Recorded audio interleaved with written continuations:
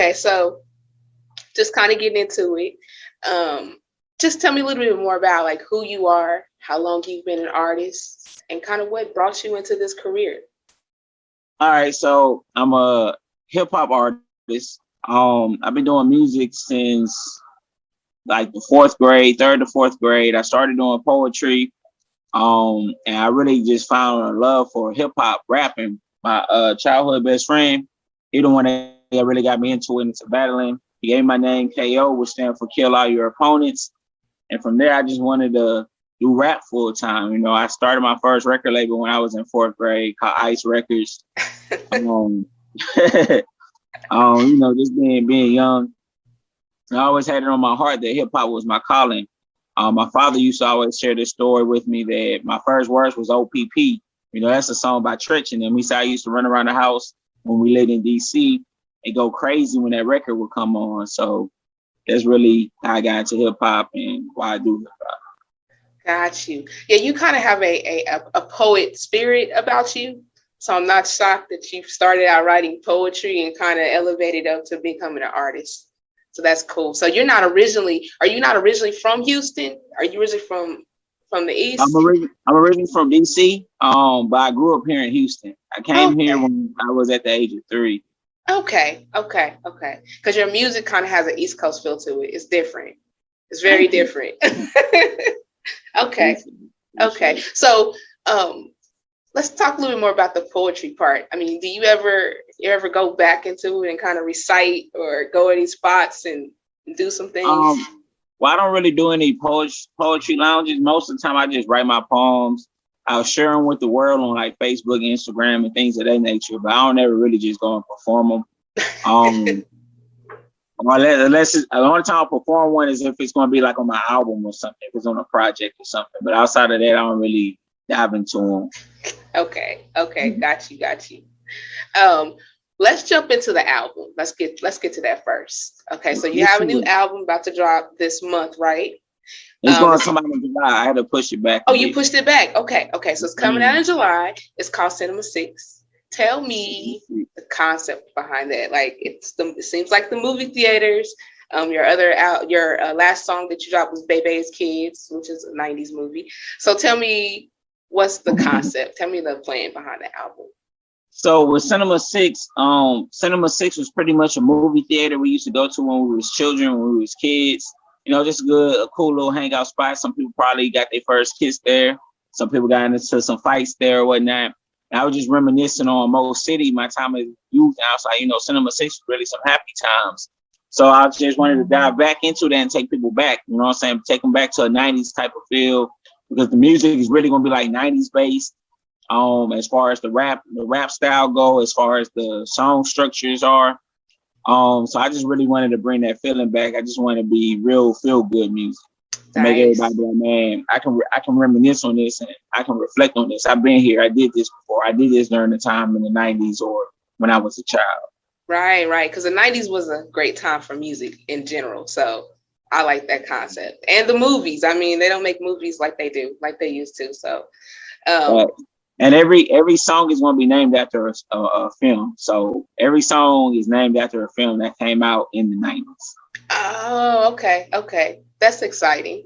How many tracks do you have on the album? And tell me which one is your favorite one and why. Tell me which one means the most to you.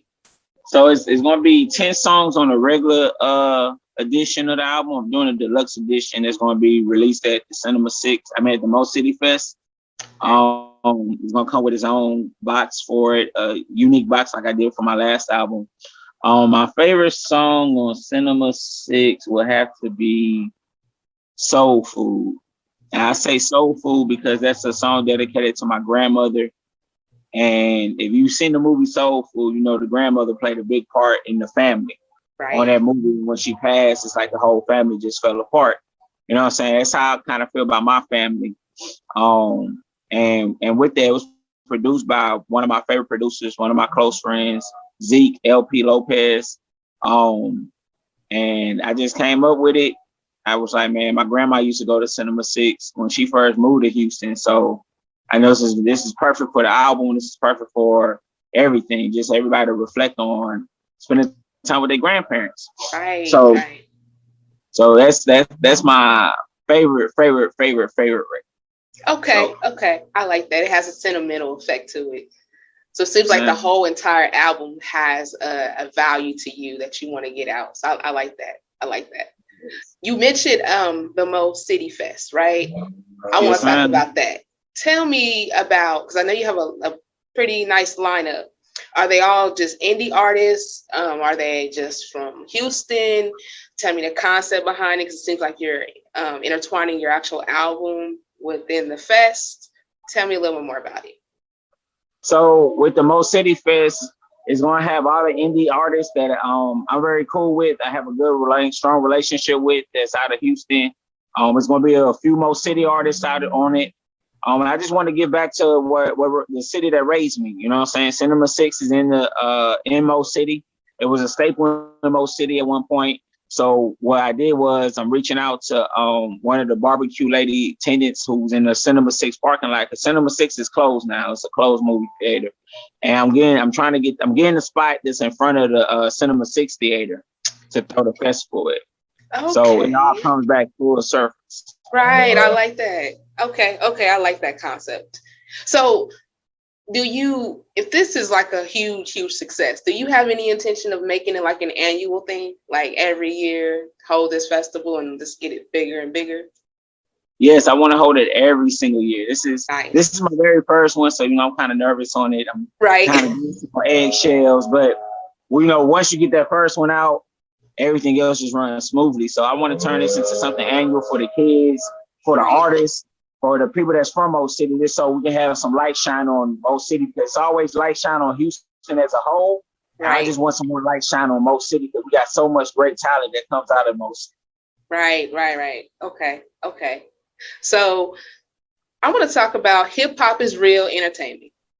Yes, Like ma'am. that tagline already is dope enough because I feel like hip hop is one of those lost arts that have been lost and washed out through commercial rap. So when I see hip hop is real entertainment, I'm like, okay. So tell us about how that was started, the concept behind it, and just tell me some of the dope artists that's on the roster. So with Hip Hop is Real Entertainment, Higher NT, we came up with it back in 2011. Me and my business partner, we sat down, we came up with a name, and we said, yo, we want to be the epitome of hip hop. You know what I'm saying? We want to bring in all the elements, the breakdancing, the rapping, the DJing, the live performances, everything. We just want to bring in the whole element of what hip hop stands for. So that's when we came up with the name Hip Hop is Real Entertainment. And we wanted to tie it into like a homeless man. So hire us, you know what I'm saying? Hire a ghostwriter if you need a ghostwriter. Hire a Right. real rapper, you know what I'm saying? Things like that.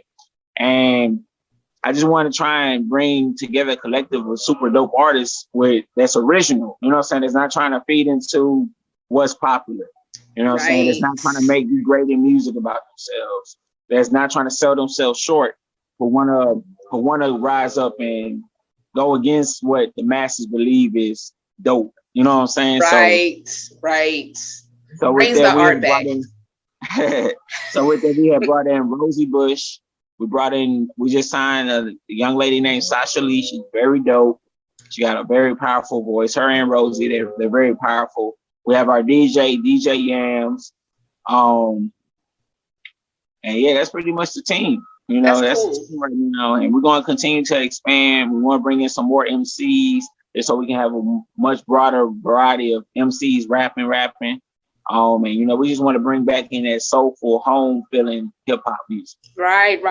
That's something I miss. It's music has been so watered down by being commercialized. So K.A.Y.O, Mac, we're all about the arts. We love the artistic value of what music brings. It's not so much about the financial, even though that's part of it, but staying true to the trueness of it, the artistic part of it. I want to talk about how you interact with your fan base. I pay attention to that part. You're very personalized. You go with the old school effect of meeting your fans face to face. You take pictures with them, things like that. So, how important are relationships to you, as far as just in general? relationships is very important. That's in anything that you do, whether you're an MC, whether you're a doctor, whether you're a lawyer, all of that. Relationships is everything, because without a relationship, you're not going to get any referrals. And especially when it comes to music, I'm more of a personal artist. So I talk about my life. I talk about things that we go through.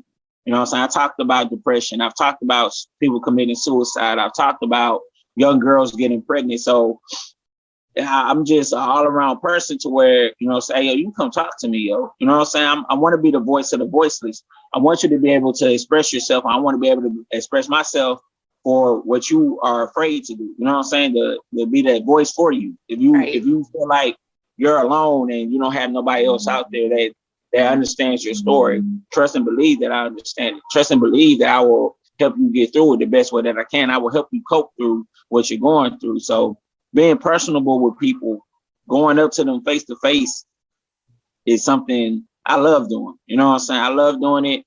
Being in the digital market now, you know what I'm saying? It takes away that whole element of it, because now all you got to do is upload and you're not really interactive. You know what I'm saying? It's more so, to me personally, it's more so of a lazy thing, because you can go inbox 50,000 people. Not saying I don't do it. I inbox people as well. I'm online and I'm also in the streets. Right. You know what I'm saying? So it's more to it than just sitting behind your computer making posts or, hey, yo, go check out my new song. No, give them a reason to want to check it out. Let them know who you are. Be personable with them. Let them know that, hey, yo, I'm not this almighty figure. You know what I'm saying? You and me, we all the same. We all come from the same boat. I'm no better than you. I'm no greater than you. We're the same. You know what I'm saying? So you need to be able to touch those people.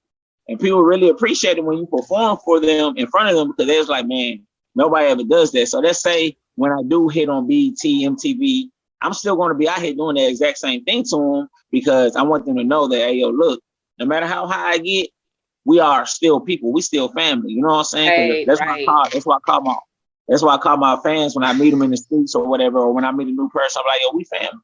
We share the connection. You know what I'm saying? Right.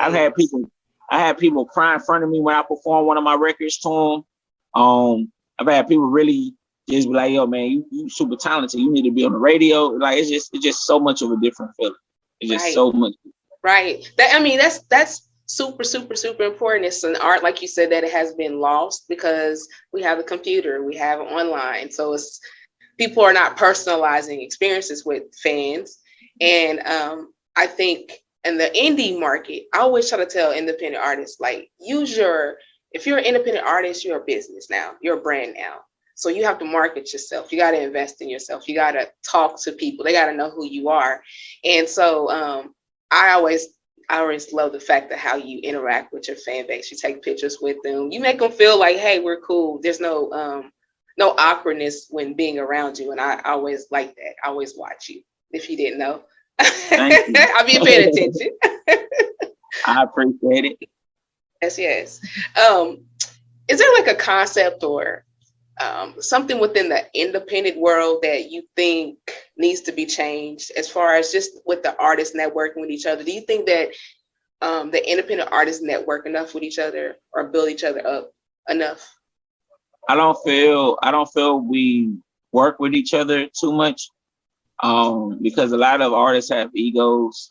That's just how a lot of artists operate. They think they're bigger than this person. They think they're better than this person, instead of understanding that, hey, yo, none of us is greater than one another. You know what I'm saying? Because if we all work together, we all can get to that point together. If you pay attention to like Atlanta, for instance, those artists hop on each other's songs and they pull one another up. That's how indie artists need to think. That's how artists everywhere need to think. Because at the end of the day, it's not about who's better. It's not about who's the greatest, because that's all opinions. What matters is you bringing your brother up and helping him get to a higher level, as well as he's helping you get to a higher level. Because we all got families, we all trying to get to the next point. You know what I'm saying? Whether it's just staying independent your whole career. You know what I'm saying? You can go to Nipsey Hussle route, but the thing with Nipsey is he brought people with him. He had his homies with him. You know what I'm saying? So you can do the exact same thing. We have to get artists have to get out the mind frame that, oh, I don't need this person to outshine me, or I'm better than this person. This person is beneath me. We got to stop thinking like that. We have to look at everybody as equals. You know what I'm saying? All of us are in the same pond. Right. And we Because I eat mean, the same fish. right. Because right now mainstream is winning. You know what I mean? And if you are an independent artist, we in our own group. Therefore, we should be together in a group trying to make sure that we can elevate in our own lane. You know, because you don't have to go mainstream in order to create a fan base, have popularity. I mean, independent is where it is. So that is, I mean, what you're saying is absolutely true. I totally agree. Um, we talk about independent versus commercial. How important is it being an individual, like an individual artist, being who you are? Because a lot of artists, you get compared. You sound like so and so. You sound like this person. How important is for you to just be K.O? Like that's it. Well, that's always been one of my big debates with other people. That's, I mean, you need to change your style. You need to do this. You need to do that. And I was like, that's not me. I'm me before I'm anybody else. I do what I want to do before I do what somebody else want me to do. So I don't really try and change up or bend to what everybody else perceives as popular. You know what I'm saying? That's not true. And the biggest thing is you got to be true to yourself.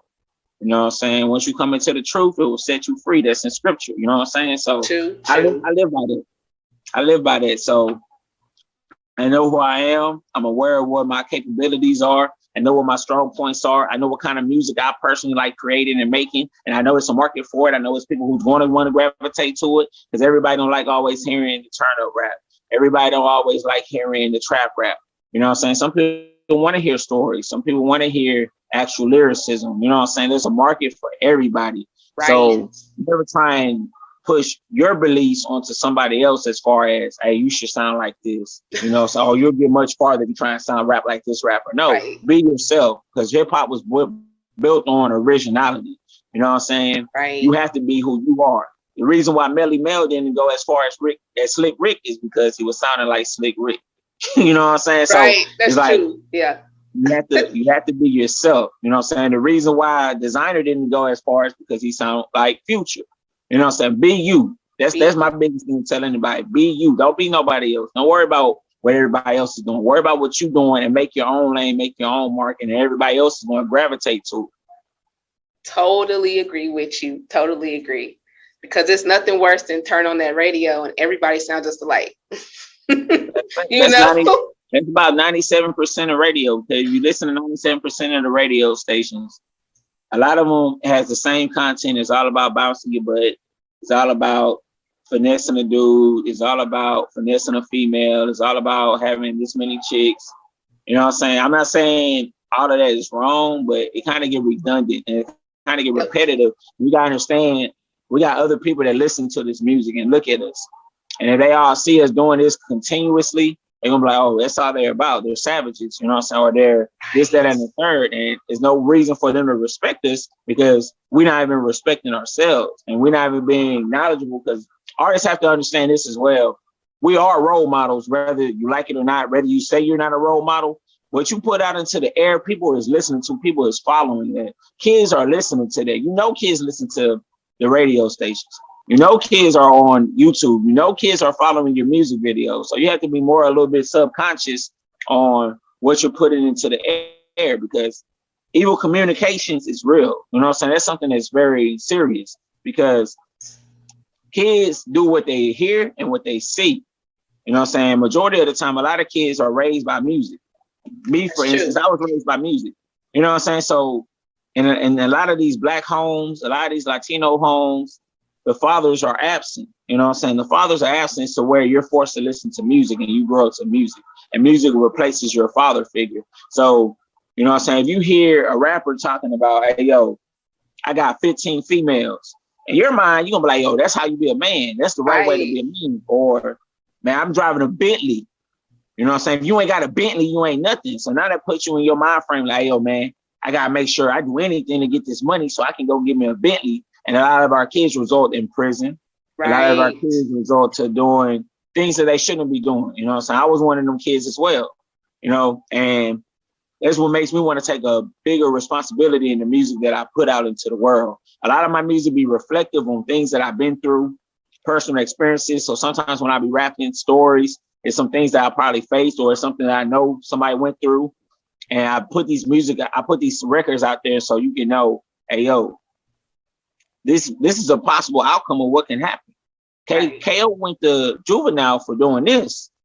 I shouldn't do that. He said that in the song. You know what I'm saying? So it's just being a little bit subconscious. It's your subconscious really going into motion. Right.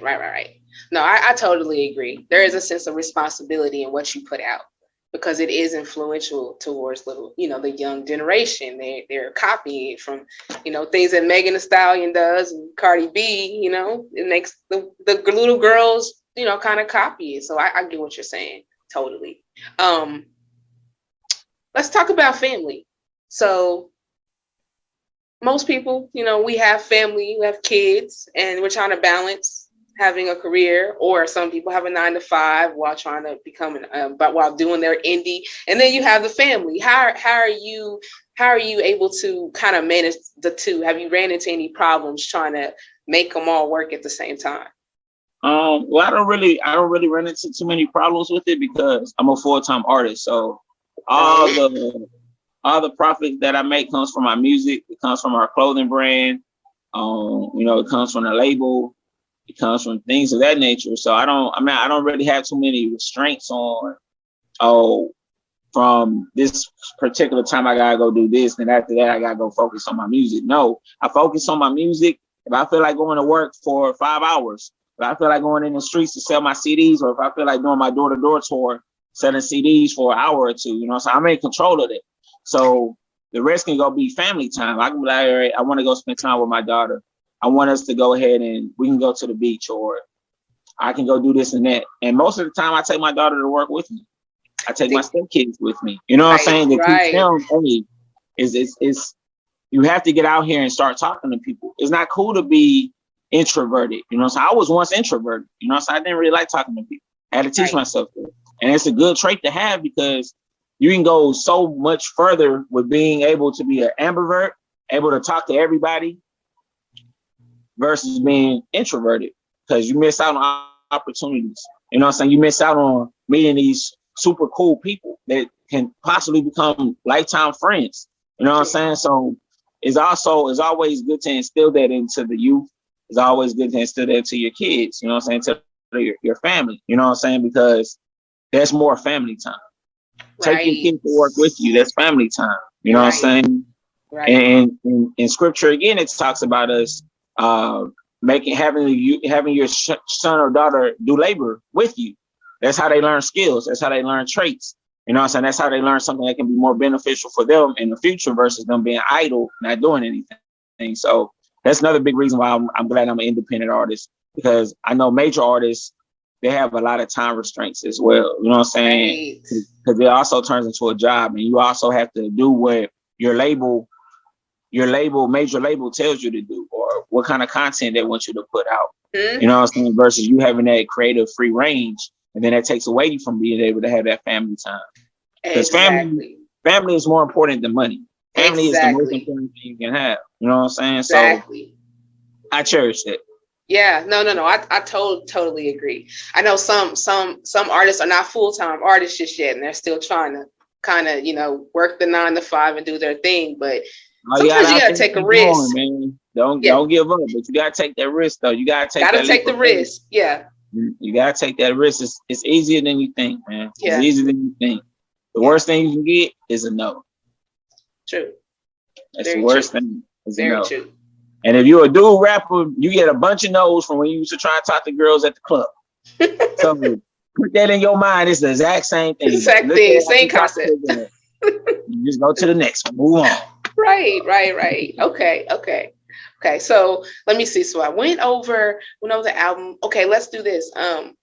What does your future look like? Like what can we expect this year, 2021, for you guys to come up with as far as the label, as far as just new music, events? What can we expect? All right. So what you can expect from Higher ENT is you can expect Cinema 6 to drop. Okay. You can expect the Mo City Fest to be coming July 18th. The same day Cinema 6, the album was going to drop. You can expect Rosie Bush to be finally dropping her 2 projects, Rosie Thorns and Rosie Thorns and Rosie Petals. You're going to be expecting some releases from Sasha Lee. You can expect some album release parties. And really just some much more events that we're going to really just be having lined up. You know, I don't want to spill too many beans what we got coming, but okay. You can just feel hip hop going back to the roots, to the essence of what it stood for before. Nice. That's really the biggest things you can really look forward to. Okay. And Cinema 6, all streaming platforms? Will it be Cinema available? 6 will be on all streaming platforms. But if I was you, I suggest you get your Mo City Fest ticket on our website at www.hr-ent.com so you can get the deluxe edition of Cinema 6. Nice. All right, get the deluxe edition because the deluxe edition is not going to be on all the streaming platforms. So make sure you go out and get that hard copy. Make sure you get your box. You know what I'm saying? Because everybody know I do extravagant things when it comes to the boxes or when it comes to anything that deals with hip hop. Okay. So now make sure y'all get there. You know what I'm saying? Nice. Okay.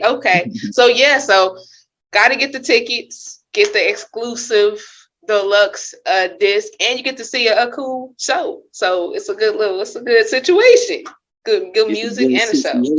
Yes. So that is all I have for you. Did you want to touch on anything else as far as anything else you want us to know about? Really, I just want y'all to stay tuned for everything we got coming. Stay tuned for Rosie Project. Stay tuned for Sasha Lee's project.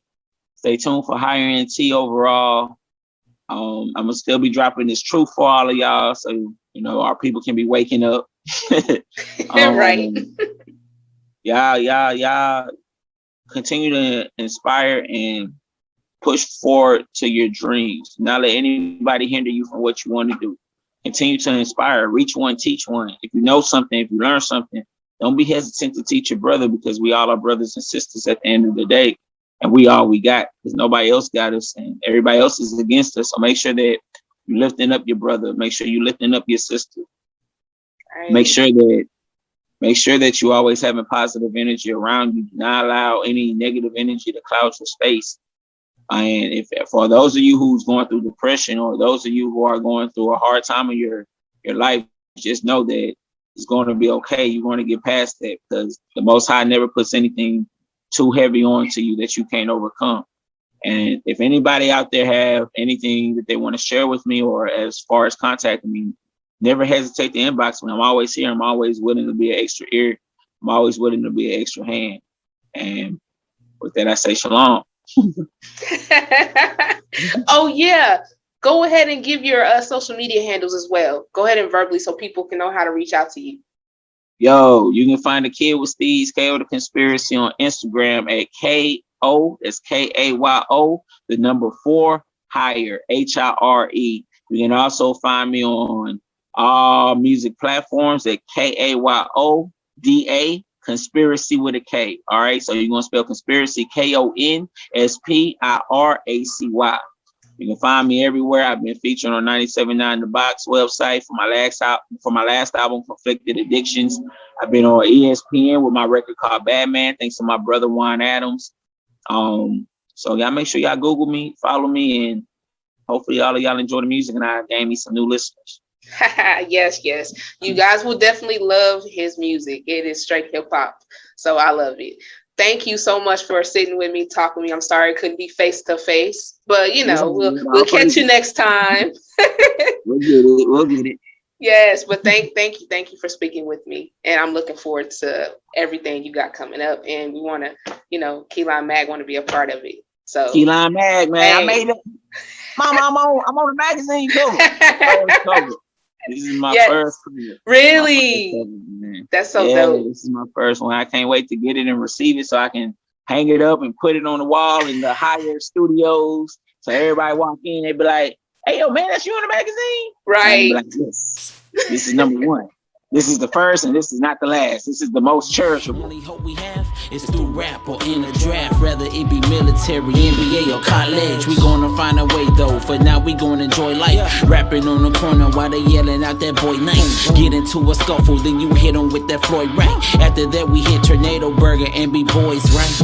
After like everything's good. Could we just ghetto children stuck out in the hood? So we make the best out our situation daily, cause the hood is a prison, they'll drive any kid crazy. We just ghetto children, trying to find a way, cause we wasn't given nothing, so we smile for the day. It's hard to smile, but we gon'